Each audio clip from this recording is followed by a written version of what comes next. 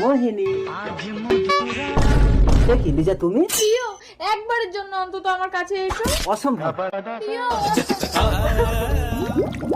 মোহিনী মা, তুই এ কি করলি? মোহিনী, এ তুমি কি? তুমি লিজাকে বিয়ে করে নিও না। না, এবার তুমি আমাকে বিয়ে করো প্রিয়।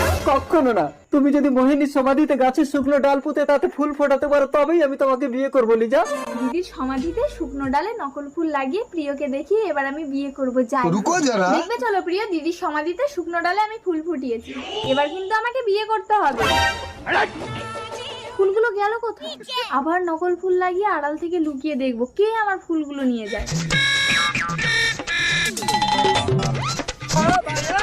এই, তুমি তাহলে প্রতিদিন আমার ফুলগুলো ফিনিশ করে দাও কেন?